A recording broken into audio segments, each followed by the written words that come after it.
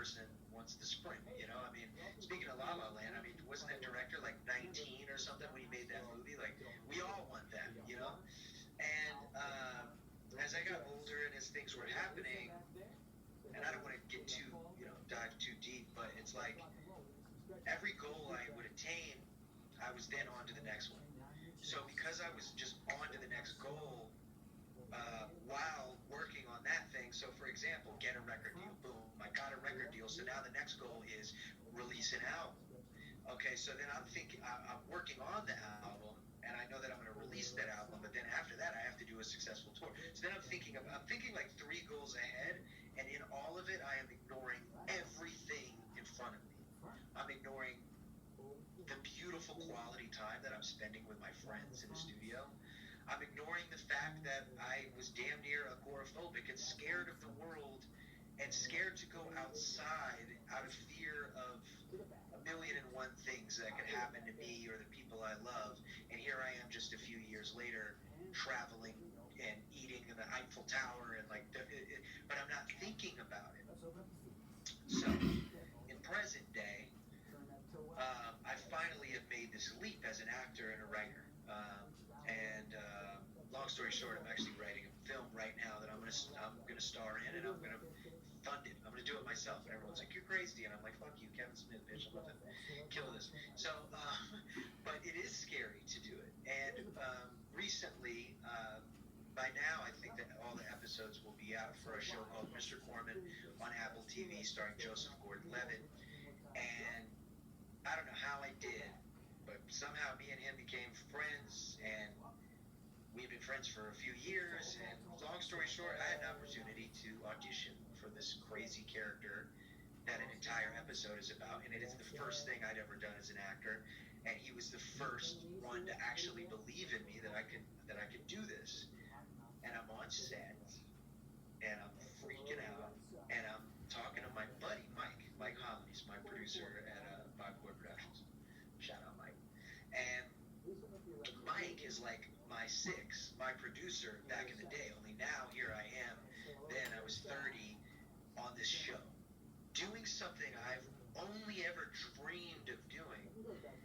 And I found myself saying, "Slow down," because I'm talking to Mike like, "Dude, we got to do a movie, and I need more roles, and blah blah blah." And then I was like, "Wait a second, I'm on a fucking movie set right now." Like, I stopped myself and was like, "Dude, like, I was running these lines and committing them to memory when my wife was in labor. Like, she just needed a distraction from the pain." And I'm like, talking about Chili Pepper songs. It's like, this dialogue and stuff like that. And it was one of the most surreal moments, because I realized what I had stripped from myself of being present and in the moment and enjoying the ride, even though I was terrified because I was dirt broke in Lenny's basement. I could now, in another form, like you had said, another form of creativity, another chapter of my life, I could actually enjoy it. That is really interesting. So, going on to coping mechanisms, we'll call it. So, I'm curious to know, I had a guy on the show that I interviewed that had been just sexually abused in ways too horrific to even catalog.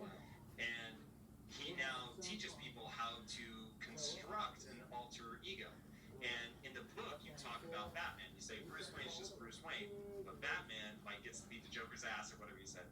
And in some ways, logic had become that alter ego for you, so that you could overcome some of this stuff and get out and do the things you do. I mean, to perform in front of that many people, I imagine, when you're 2 days ago you're agoraphobic, it's a pretty big bridge to cross. So an utterly fascinating coping mechanism that I think has some scientific validity to it.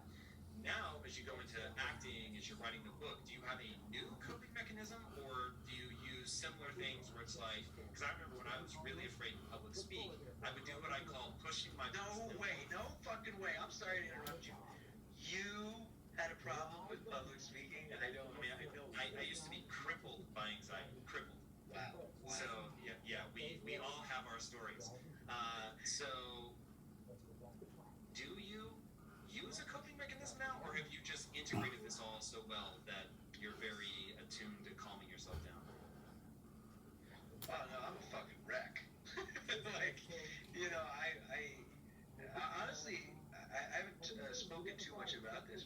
I just found out recently I have cervical dystonia. Do you know what this is?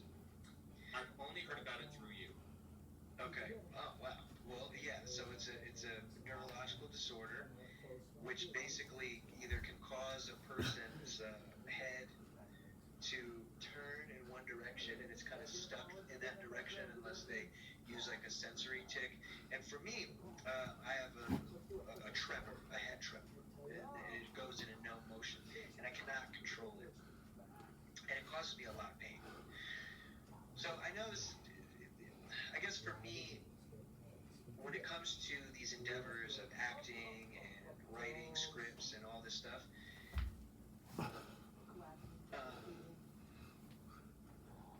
the alter ego is the character, right? So it's like I'm writing a character, so it's never really me, right? You know, maybe somebody could say, talk about my performance or whether it was good or bad or this or that, personally, Bobby Hall's performance.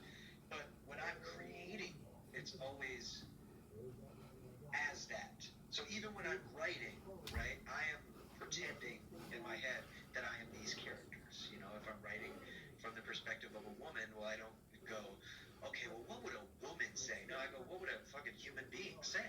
You know, a badass chick, what would she say? She's just a person. And the thing that rips me from this, the fear that I have, is that I can't control my head from shaking. So for the last 2 years, I haven't written anything. I haven't really sat down, I mean, with the exception of this book, and sat at a table the way that I like to sit at a table normally without my head doing this, which is shaking back and forth, which causes me extreme emotional pain. Which also stems from the fact that when I was a young boy, I would see the elderly shaking, and it fucking freaked me out. It scared me so bad, and then now I'm dealing with this thing.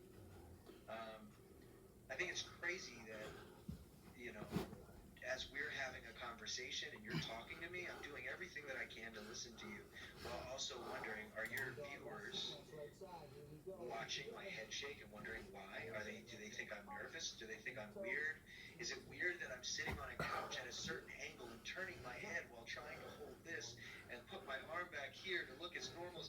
This is the shit in my head. And I wish all I had to worry about was the creative aspect of it. Now, here's the funny part. There's always going to be some shit. Back in the basement, I was broke.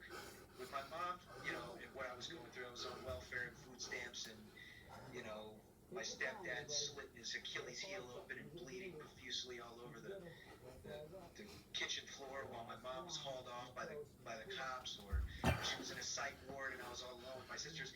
There's always something. And so part of the reason that I bring this up is to say,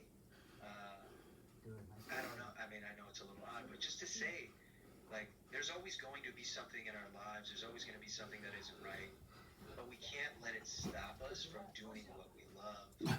And if anything, no, I don't think I need a character for me, in a sense, to write that flows, but the antagonist is for sure this physical ailment that I've been dealing with. Yeah, that I know the way that things like that can trip on your mind, where, in fact, that was when I used to get, before I had real anxiety, when I used to just get sort of average everyday nervous, I remember thinking, the only thing I'm actually nervous about is that someone will hear that quaver in my voice. Yeah. I was like, if there was no external thing that people could pick up on, I would never worry about it. But it is only the fact that then people are going to, you know, like you said, are they paying attention to my voice? Can they hear that I'm really freaked out right now? So I definitely get that, and that really does then, it takes some significant portion of your attention, and your brain is on that instead of whatever it is you're trying to do. As you think about that, so obviously one of the mechanisms you have is just to talk about it and be honest about it, which I think is really, really smart. It's already taken the hit so much off, even just saying that in this particular interview. You know that you have to move forward. You've got a passion for acting. You're not going to let it stop you. So do you have a strategy for dealing with that? Neurological disorders, there's not really a lot of medical advancement because so much of it is non-life threatening, right? So medicine and science and everything is more focused on like curing cancer and all these other things, which makes sense. The only real thing and I've tried physical therapy and I will continue to try it, is Botox injections, which is hilarious because, you know, I'm not a Kardashian. That's a joke. Anyway, so what I'm saying is like Botox was actually created for dystonia, which I didn't realize, to aid in pain. It also helps with migraines. But what it does is it weakens the muscle. So I'll have a young ass looking neck. So it's not a joke. But it's actually deep. It's much deeper than the surface to weaken the muscle to stop it from contracting, because you have these two muscles that are just doing this because they're fighting each other like here. But if you slightly pull that, then it'll stop. My fear, and it's so funny that we're even talking about this right now, but my fear is actually being on screen. So it's even when I look back on the Mr. Corman shoot that I did, nobody knew what was going on in my head, no pun intended, but I was thinking about it constantly. Where all these other actors could just be normal nervous and be worried about forgetting their lines or flubbing whatever the case may be, I wasn't thinking about any of that shit. Like, this guy's in front of me and he's running a line and I know it because I am a sick bastard and go to sleep, wake up, shower, go on a run, and I'm constantly going over these lines because it's that important to me.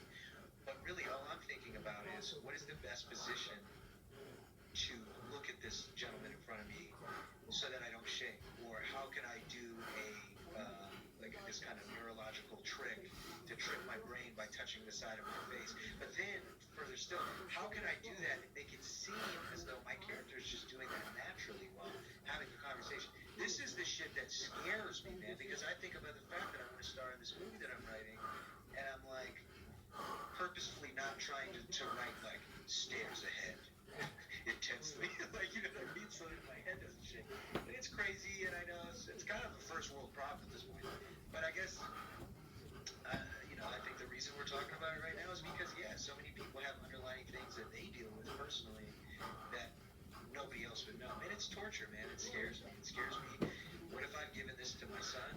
What if it becomes extremely debilitating and I become a burden to my wife and my family? But at the same time, I have to focus on the present. I have to look back on what I wish I could have been focusing on in the basement. What I have right now is my health. I am able to sit and have a conversation, and most people don't really notice it. And I will be damned if I allow it to stop me from writing or doing these things just because it's like someone's poking you 24/7. You got to live with it. Adaptation is one of our, mankind's greatest features, I believe. So that's where I'm at. It's going to be really interesting to watch you. I feel like one of the things, there's a subset of artists that, and I'll put myself in this basket though, the way that I address it is more through business than artistry, but because I feel like I've learned everything the hard way in my life, I feel this sense of like, you can actually solve these problems. And so I want to help other people learn easily what took me great pains to learn. And so watching the transition, seeing how good you got at rap, which is really quite extraordinary. Watching you deal with all the criticism around race and all of that, and now watching you transition into writing, which of course everybody told you wouldn't be able to do. It's like, watching all these transitions, and now, obviously I wouldn't wish upon you that it's more difficult for you than the next person. But as somebody who's already established themselves as somebody that is of tremendous use to other people, because you're willing to talk about it, because you have created all these strategies for dealing with things, it'll be interesting to watch how you continue to give to other people as you go through this. Just one thing I do want to say, which I think is really funny, you kind of saying, all these people saying, oh, you can't write, you're not going to be able to write a fictional novel, or your memoir won't do good, or you're not going to be an actor, you're just the rapper guy, blah, blah, blah. Now, at this phase of my life, those things I don't hear that. I mean, I acknowledge it, I know I'm a human being, sometimes it hurts to hear it, but I've gone through it my whole life, being told what I can or can't do, not only personally, but then professionally. You'll never be a rapper, you'll never sell out the Garden,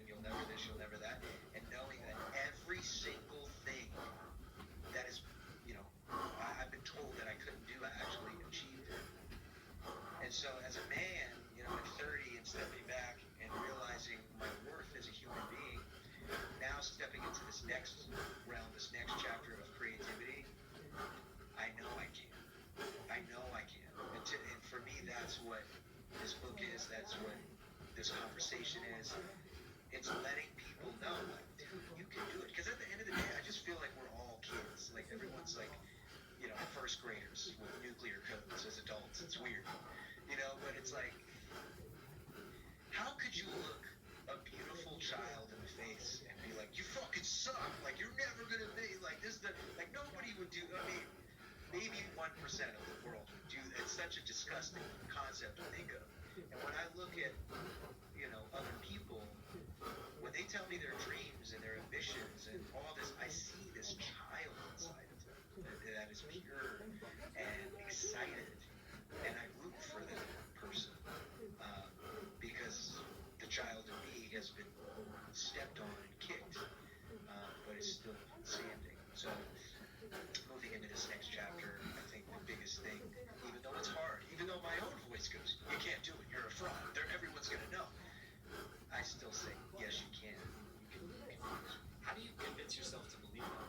Like, when you yourself have a voice saying that, and by the way, because you're famous, you have millions of people that'll happily tell you that as well.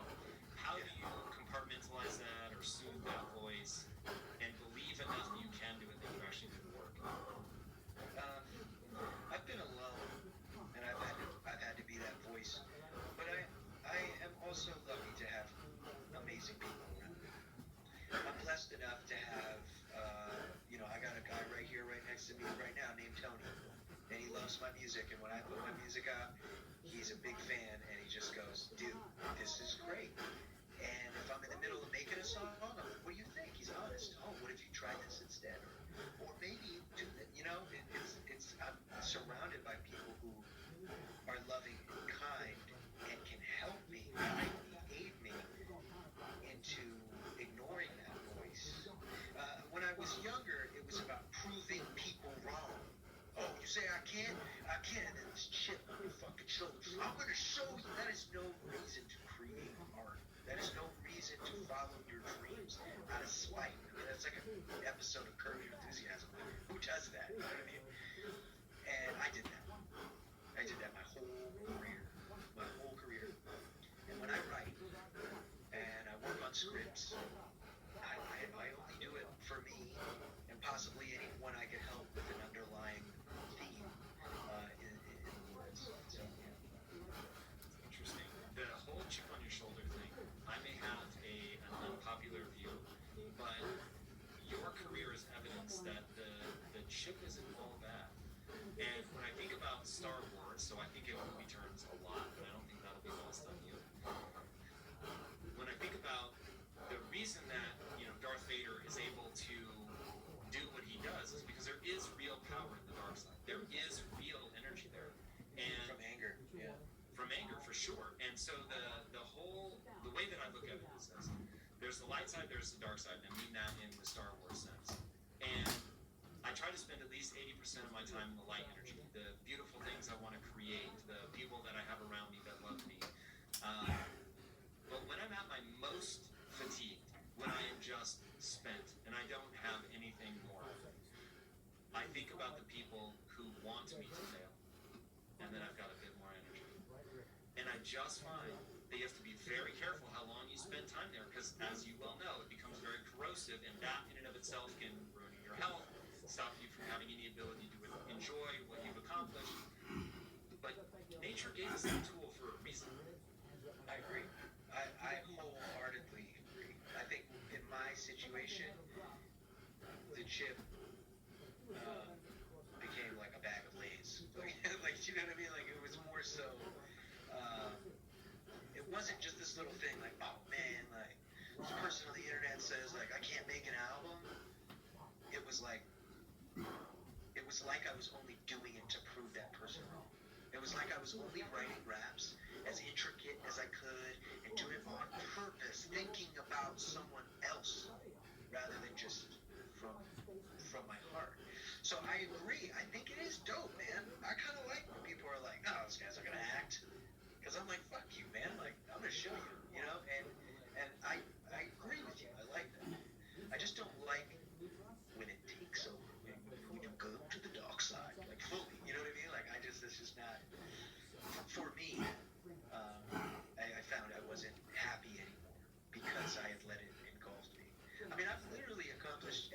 everything you could accomplish as a musician, except win a Grammy. Um, and I'd be lying if I said I didn't want a Grammy because I would like one. I think it's just been systematically embedded in me that I'll have some more worth or something if I do. But at this point, it's just something on a checklist that I'd like to accomplish. However, I will never make music again to try to get a Grammy or a #1 album, or even this book. It's like pre-orders and there's a whole thing, and it's like I'm doing the best I can, but like with my last book, it was like I was shoving it down people's throats, like go pre-order, this is get it, like crazy, like 5 times a day and tweets and this, and now I'm just like, hey guys, go check this book out, once or twice a week. I'm like, it would mean a lot to me, but it's like, okay, if it's not a #1 in its first week, does that, like not make me invalid or my story any less real or on? No. And anything that is honest and from the heart will grow, and people will talk about it, and it will, word of mouth, it'll do its thing. So, I mean, don't get me wrong, man. Like, I want to be as successful as I could possibly be, but I realize, like, all these numbers and all these things, they're not important. The only thing that is important with this book is first and foremost expressing everything that I've gone through in my life so that I can heal and have a better understanding of my childhood and my upbringing. And two, hopefully there are people out there who will be able to relate, and this could possibly help them even a little bit. It's the only reason I made the book. It's a pretty good reason to make the book. When I think about all the things you've gone through, when I think about the just avalanche of hate that somebody in your position has had to deal with, there must have been a real temptation. In fact, here's what really surprising. How did you see the risk of becoming bitter? Like, most people just aren't aware that they're becoming bitter. It just seems so self-evident to be bitter, given what they've been through. It just sort of makes them bitter. How did you question it? How did you become aware enough of it to avoid that? Dude, check this shit out. On one of my albums, a few of my albums, I've talked about this industry. I've talked about how social media has changed the perception of music, what's good, what's not. I'm not complaining about this. I'm voicing frustration so that I can heal. Because any and everything that I've ever gone through, I've written about it. And I still continue to write about it in music and now in film. And for me, the hardest part was hearing people go, oh, you sound bitter. When really it's like, no. I'm just voicing how I feel about this. So when I was a kid on his come up, like, I'm fucking broke, life sucks, like, my family ain't shit, blah, blah, blah. People were like, yeah. And then now my shit has changed. It's like, I have to juggle millions of dollars in personal relationships, and people just want the young, hungry version of me from 10 years ago, and da-da-da. And I write this out because it's what I'm going through. And then people will be like, man, this isn't as good as the old shit, or you sound like you're complaining, or you're this or you're that. In that, I could keep going even deeper, like, fuck these people, and like even deeper. But for me, it was never about that. It was always about explaining and expressing my emotions so that I can do it. So I think hip-hop in and of itself is extremely young. It's just a young man's game, dude. Like, it is, right? And I'm 31. I'm not 19 anymore. And I just released a mixtape for fun. And one of the comments was, he doesn't sound hungry anymore. And another comment was, and I didn't even really look at any comments, I just kind of peeked for 1 second. And another one was, the way he raps, you can tell music isn't his everything. And I told this to my buddy Joseph Gordon-Levitt. And he listened to it, and I had this conversation. We were both talking about how we deal with press and what people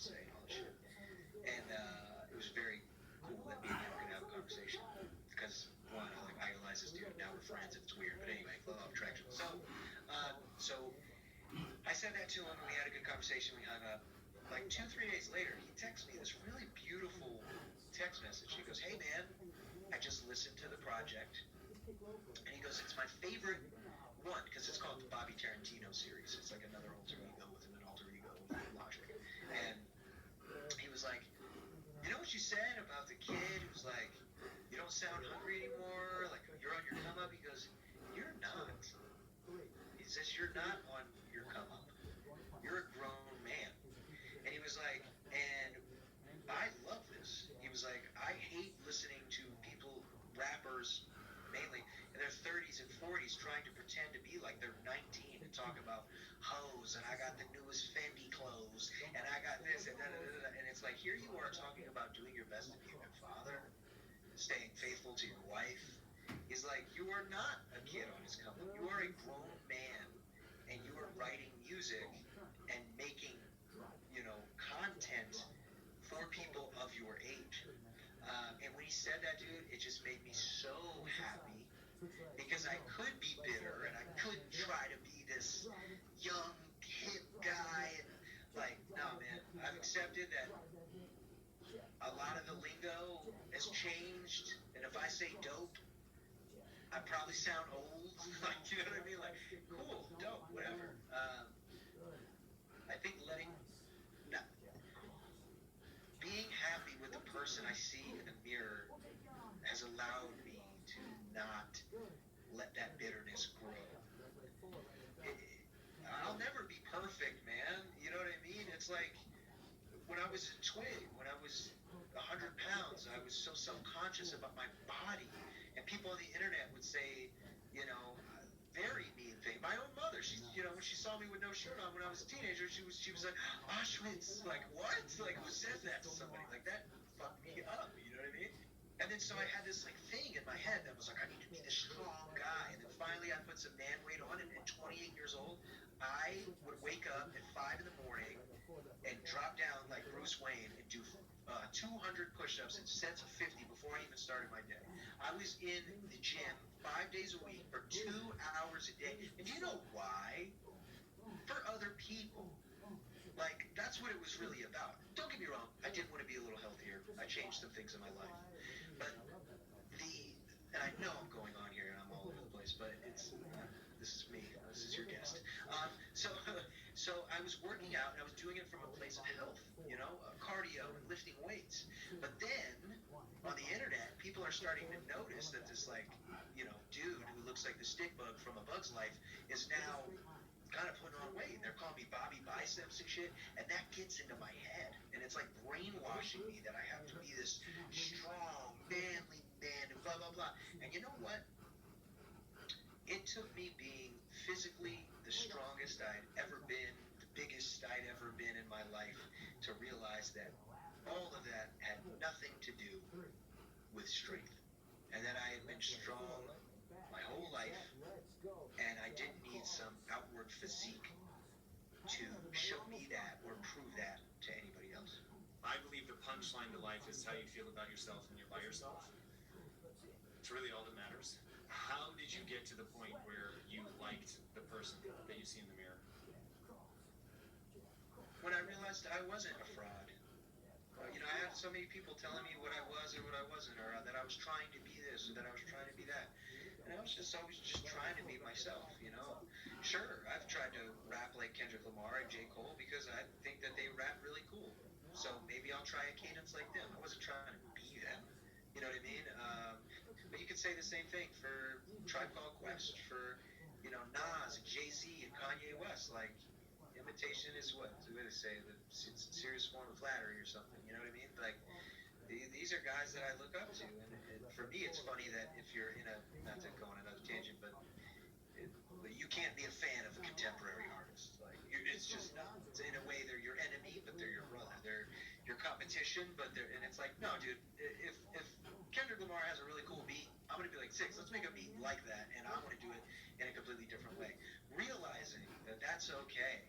Like all these imaginary blurred lines on what you can, all these rules that are just made up. It's like I'm that child inside, drawing and painting and making the sky orange or whatever, and painting so with that, looking in the mirror now, older, I've realized everyone's full of shit.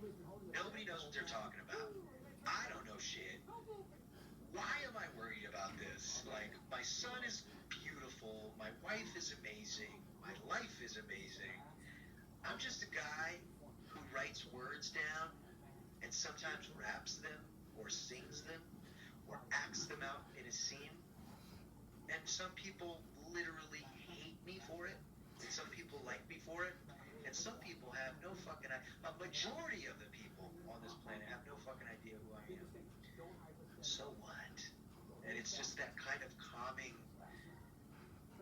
understanding of looking in the mirror and just being like, oh shit, there's a wrinkle that wasn't there a year ago, or I don't look the same way I did 10 years ago. But then it's funny because 10 years ago I would have looked at myself and been like, wow, he's got a nice weight. You know, he doesn't look like a stick bug. Taking away the words of people and the thoughts that have been implanted in my head by people about myself is probably the most freeing thing I've been working on. You know, like, I'm not perfect, man. I wake up and sometimes I don't think I'm good enough. Sometimes I don't think I'm creative enough. Sometimes I don't think my movie's gonna work, or the writing isn't great, or the this or the that or da-da-da. But once again, that's the voice in your head that you have to tell to fuck off, and then maybe you take a little bit of that shit that it's giving you and use it as fuel. What would you say to somebody who's on the come up now? I have no doubt that we'll have some young artists watching this that they want to make it, man. They want to do what you did, and they want to take advantage of, you know, the current disruption, whatever that may be, and, you know, ride that to sidestep the traditional gatekeepers and do something themselves. How would you help them get the kind of, because I mean, you have so much lyrical prowess, it's crazy. And I know that one does not come upon that easily. Like, that is a lot of work.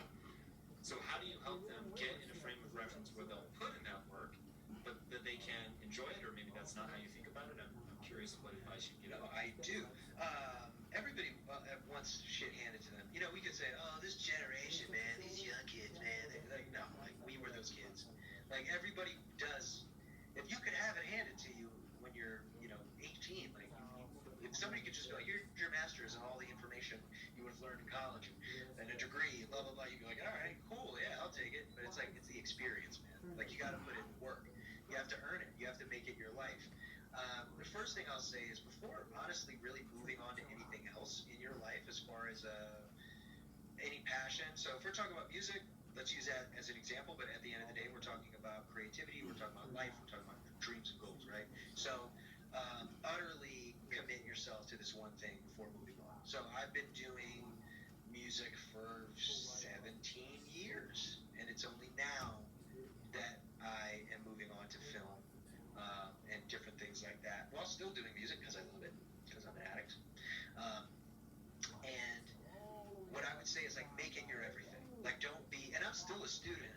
I think I know a lot about hip-hop and music in general, but it's like, dude, I'm still learning all the time. When I was younger, here's another piece of advice. When I was younger, people would say things like, oh yeah, you know, when Sugar Hill Gang did, you know, blah, blah, blah, blah, blah, and I'd be like, yeah, yeah, but I wouldn't know what the fuck they're talking about. I was scared, because also when you're a kid and you don't know something, you don't know the newest thing about culture, or you didn't see a movie and all your friends are talking about it, and they're like, oh, you fucking idiot, you don't know about it. And it's like this thing that's kind of ingrained in us. No, ask questions, because it is better to ask a question and learn something. Like, only an asshole is going to make you feel bad about asking a question and learning something that you didn't know. And let's be honest, if it's an asshole who's trying to teach you the lesson, well, fuck that guy. Like, you don't even want to be around this person. You want to be around someone you can ask. And I did my best to surround myself by people like that. Everything. Like, literally make it your everything. I would wake up and think of raps and ideas. I would wake up and record. I mean, there was a point in time when I was doing 5 songs a day minimum. 5 songs a day. Now, they probably weren't that good, you know what I mean? But it's like, I was doing it to learn cadence, to learn style, to learn, even just the flow. I mean, it's such a poetry. I'm trying to think of like a rap. I don't even know. How does fucking whatchamacallit go? I have so many songs. I have to ask other people. I'm sorry. Growing Pains 4. How does that start? I live by. Oh, here we go. I live by the beat. I die by the beat. Since 1990, I live by the beat. I die by the beat. Like MPC Akai, who I named William after because I get bills from these beats. So that right there, right, is extremely intricate. And what I'm saying. So I live by the beat, I die by the beat like 1990.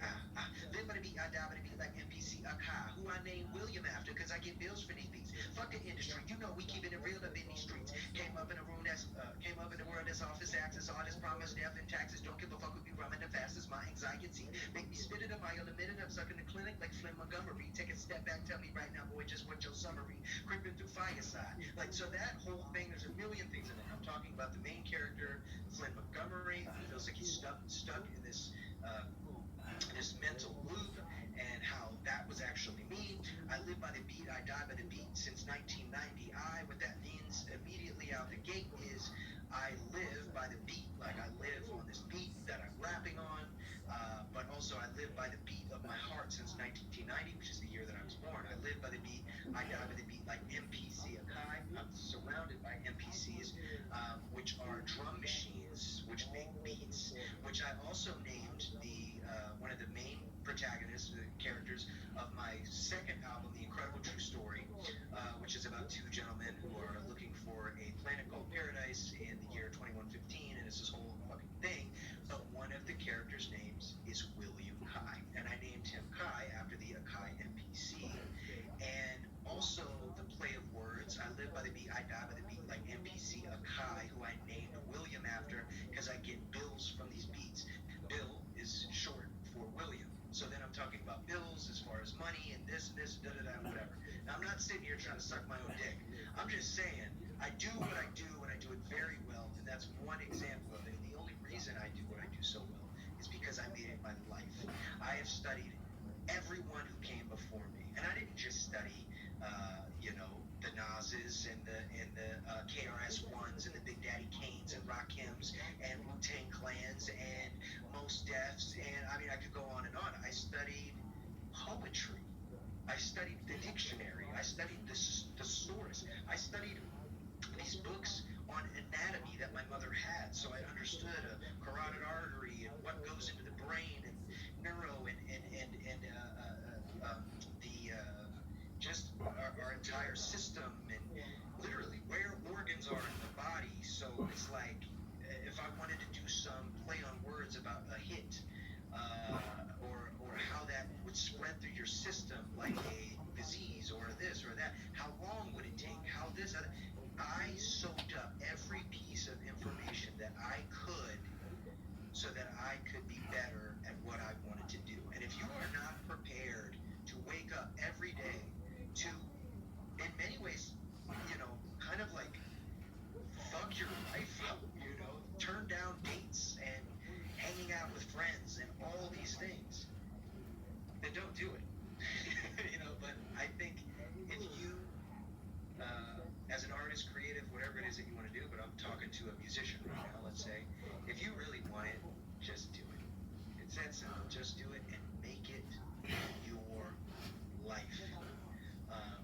It's funny because me saying this now kind of wants to tell the kid version of me, like, dude, go outside. Like, you know what I mean? Like, get a friend. Like, what are you doing? Like, you're scared of the world. Go walk around. Like, do your thing. But the fact of the matter is that's bullshit. Anybody who's a genius at what they do or amazing at what they do has sacrificed a large part of their social life, emotional life, mental health, honestly, to reach that level. And if you want it and you do it right,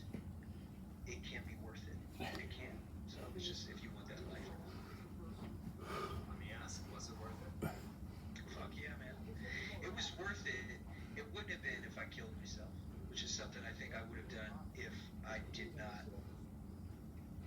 have that God or common sense just a few years ago to go stop. I was in bed with my wife the other night. I haven't told anybody this. I think I told you this, Debbie. Crying. I was crying. I haven't cried. Well, first of all, I cry all the time, mainly to film. And my wife will tell you, dude, I'm crying to like Oren Ishii getting her head cut off in Kill Bill, just because the cinematography is so beautiful and lines up in incredible sync with like the score at the set. Like I'm a weirdo. Like I just love movies, so it doesn't even have to be like, I don't know, something sad. It's weird. But anyway, I was laying in bed and I was crying because I realized that my See you tomorrow.